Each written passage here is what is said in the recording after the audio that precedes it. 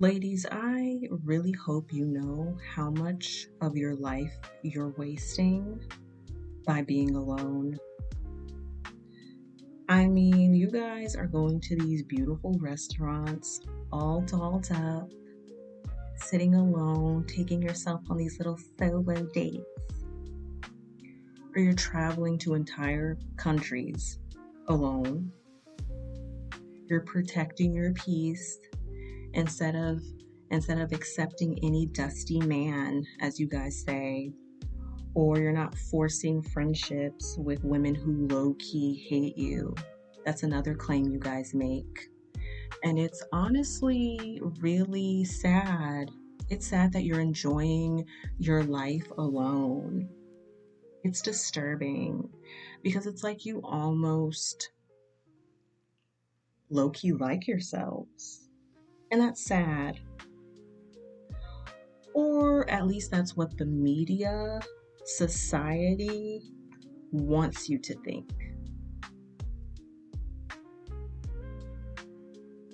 This is the messaging that I picked up on. I'm not sure if this is the messaging that you picked up on, but I was talking to my mom about this a while ago, how through media and society, subtly, other times not so subtly,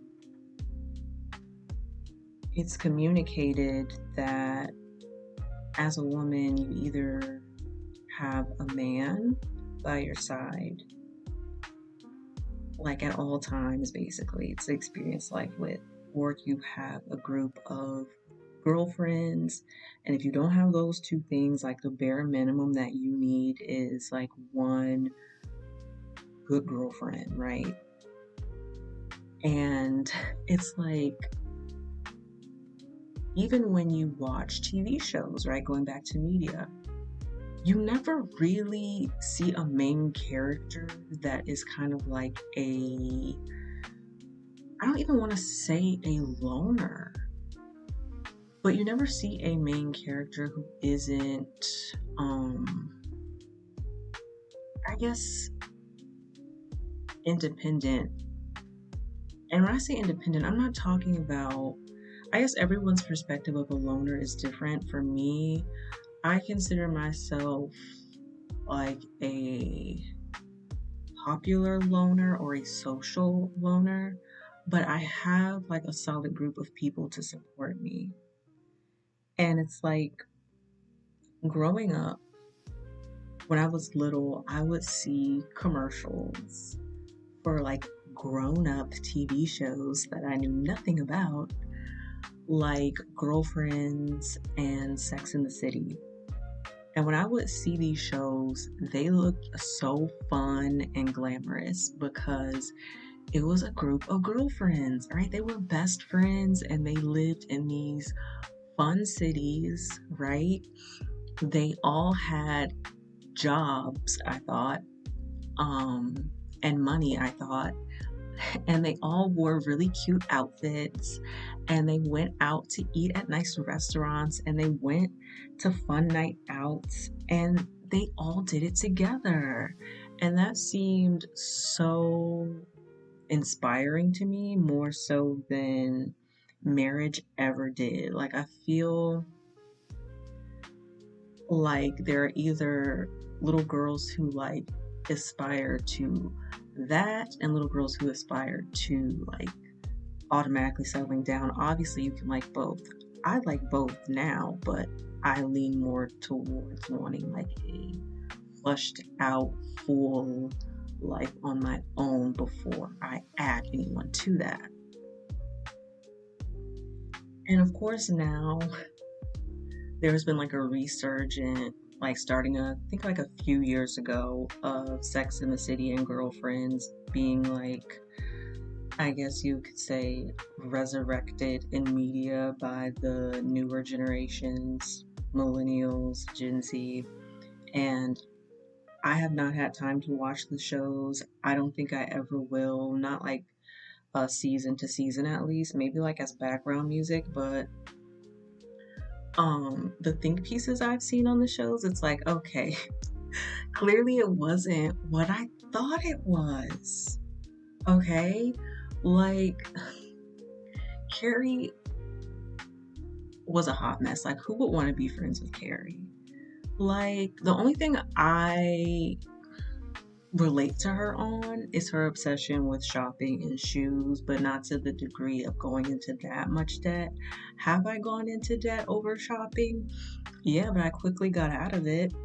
Um, and it's like she was so self-obsessed. Then she had this weird, like, obsession with big. She had low self-esteem. She was awful to Natasha. She was a fake friend. And then Miranda and Charlotte, they, yes, they were kind of like polar opposites, but they were so judgmental of each other's choices. And then if we go to girlfriends, we have Tony and Joan. They absolutely hated each other.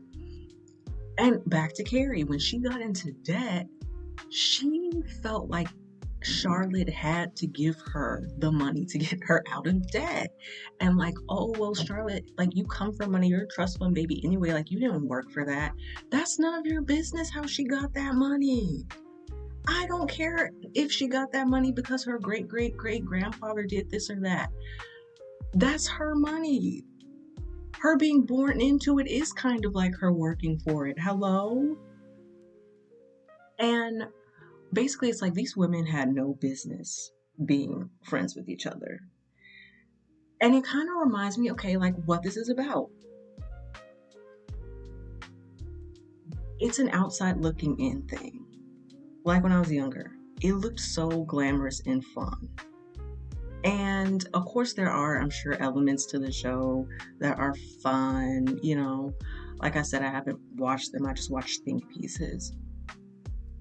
But it's that way in real life. It's like you sit back and you see maybe women you know in real life or on the internet, and they seem like they're having so much fun having these women to experience life with. And I'm not saying that, oh, none of these women are friends, they all hate each other and blah, blah, blah. I'm not saying that. What I'm saying is that you simply don't know what you don't know. Okay? Not everything that glitters is gold. They could have a great sisterhood, or they could all secretly hate each other. It's a toss up. What made me want to make this video is social media, right?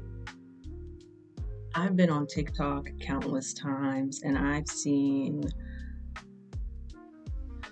girls and women ranging from their teens to their 30s talking about how left out and lonely and left behind they feel because they don't have anyone to experience life with. They feel like they're missing out on their 20s because they see their peers and they're going to parties and going on these girls trips, but they don't have anyone to do that with. And they feel like a loser, or like they're wasting this time that they cannot get back. And for some of them, it's not this, I guess you could say, if you want to say, oh, well, that's vapid. It's not even from a vapid standpoint, right? It could be that they actually see these like in-depth, healthy, supportive relationships around them between other women, and they really want that, And right now, they don't have it. And it makes them feel like something's wrong with them and like they're missing out. Also, in this video, I'm not focusing on like the whole dating aspect of it really, because that I'm not in the mood for that. Right now, that doesn't really interest me. That's really interest me right now. It might interest me later, but I'm focusing on friendship right now. And then you have societal pressure from other women, right? Who will make these blanketed statements of, oh, women with no friends are a red flag. So then it sends these women who already have a complex about being friendless into like a spiral. And it's like when When women say that, do they realize how silly they sound? Like, that's the nicest way I can put it.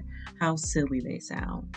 Because saying, oh, if you don't have friends, that's a red flag, to me, that is just the new, if you don't have a man narrative. It's the same thing, but in a different packaging. You know, it's wild how some women hate being judged because they're single, but then they'll turn around and judge another woman for not having a friend group. Pick a side. Or maybe I'm wrong. Maybe these are the same women. Maybe these are the women who my man women are the same women who are like, be friends with anybody. Because if you ain't friends with nobody, that's a red flag. There are so many reasons why you can be friendless. Some of you are friendless simply because you have standards and you respect yourselves and you have discernment. Others of you are being isolated and iced out maybe by the women around you, which can, honestly, I know it might hurt, but it could be protection.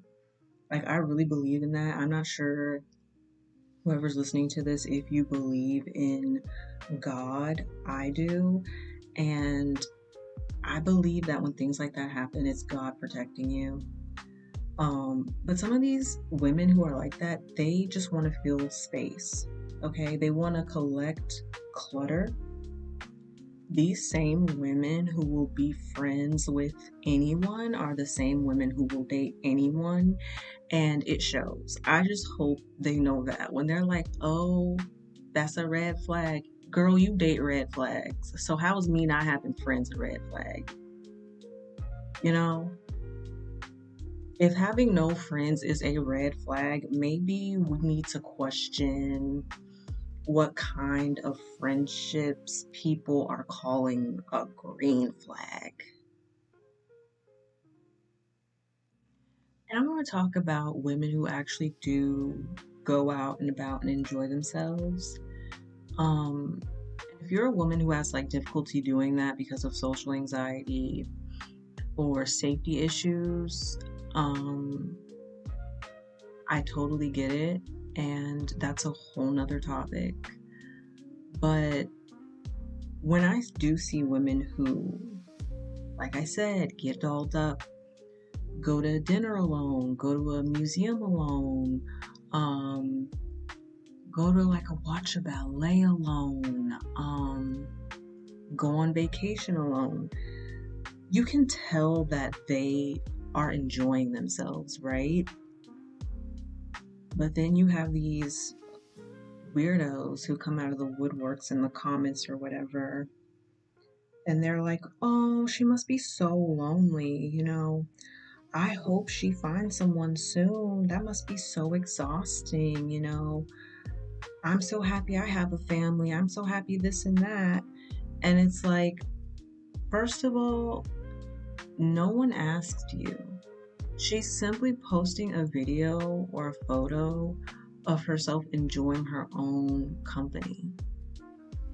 And it's like, did you go to her profile to like snoop to see if you actually knew about her life? Because let's say she posted going to dinner alone or doing something alone, right? But then you go to her profile and let's say she's actually married. Let's say she actually has a family. Not to say that that matters, but it's like there are people who literally will see a woman enjoying herself alone and feel the need to attack. Or, project and think, oh, that's so sad, you deserve someone. And it's like, ma'am, read the room. My brother and I were actually talking about this. He told me, if I'm out eating dinner, he was talking about himself, and someone films me or comes up to me because they feel sorry for me, I'm going to absolutely lose it. Because you see those like trends on TikTok where they're being so quote unquote nice, filming this old person or this person who's sad eating alone. And it's like, okay, tell me you're doing it for likes and engagement without telling me you're doing it for likes and engagement. Anyway, but it's like seen as being so sad. And thank God I haven't had that experience. My brother, yeah, he hasn't had that experience either, but with him, I don't know what it is about him. His disposition, I guess, is a lot more inviting than mine. But even for women who maybe, like when they go out to eat alone, it doesn't even matter how they look, honestly. But honestly, like I said, if you get dolled up, there will be people who think you're there to get a man. You don't even have to sit at the bar. You could get a booth, and there are people who are like, "Oh, she's here to pick somebody up, so let me go over there and see if she wants me to pay for her meal." And it's like, no, I wanted to come here to, treat myself alone. I don't want to be interrupted. Like, I'm sitting here eating my meal, enjoying my wine, and I have my ear pod in my other ear and I'm listening to a podcast while I'm eating. I don't want you to interrupt that. This is a vibe for me. But then again, it's not the same for men. When men do things alone, when they live in solitude, it is admirable. It's like romanticized. It's mysterious. It's cool. It's sexy, if you will. But when a woman does it, she's lonely. People feel pity for her.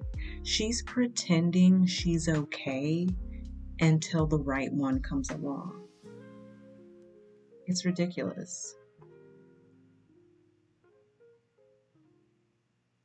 For whatever reason, it seems as though society is still deeply uncomfortable with women being complete without witnesses or without a circle. It's like without a man or without a village behind you to prove that you are lovable, to prove that you're thriving. There's this unspoken belief that our lives only count if we have someone to experience it with, living by our side. And that's not to say that there are those of us who don't have support systems. Like, you can not have friends, but still have, a tribe behind you. And that's another thing. Some of these women who are like, "Oh, I don't have friends." I'm like, okay, you don't have friends, but do you have people in your life who love you and support you?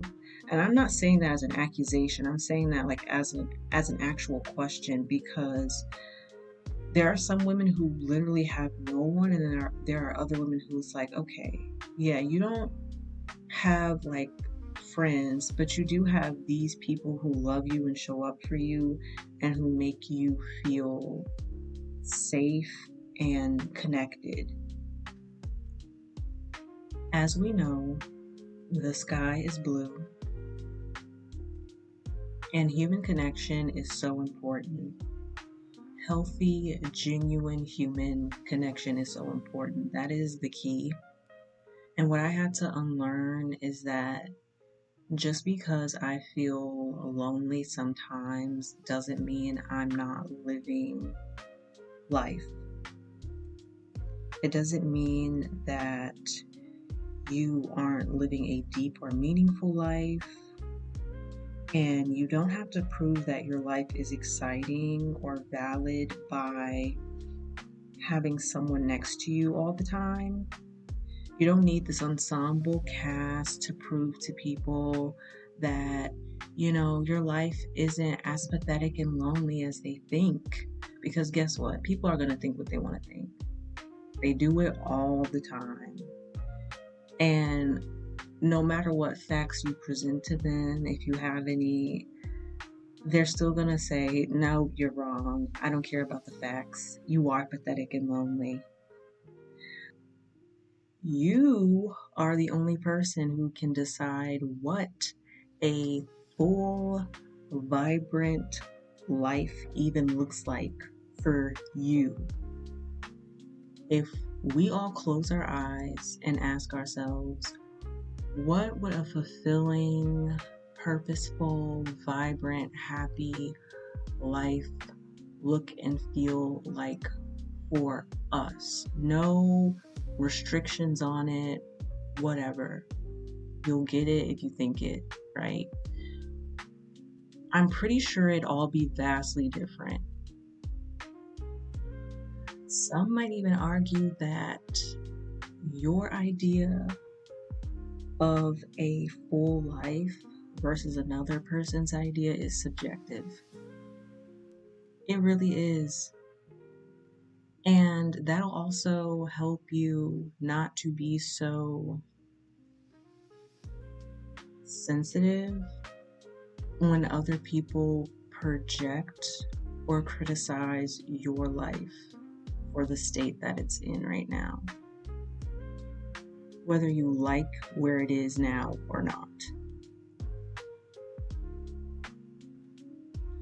I will never pretend that we don't need people, but that doesn't mean that your life starts with people. Your life is not going to start when you get married. Your life is not going to start when you have kids. Your life is not going to start when you find that amazing friend group. Okay? I hate to be the bearer of bad news, but your life starts with you. It is perfectly okay and normal to crave friendship, but you have to realize that you are enough on your own. You're not a placeholder in your own life. You're not a placeholder in your own life. You're not waiting around for someone to pick you or save you or invite you to anything. So, no, obviously, you don't need someone next to you to live a full life. We know that. But when someone does finally show up, because we believe in speaking things and thinking things into existence, so yes, someone will show up for you. I want you to make sure that they actually find you already living your life. All right, thank you for listening to my rambles. It is finally time to close this chapter. So until the next one, this has been Misread. And please do not dog ear the page. We'll pick up right where we left off in the next one.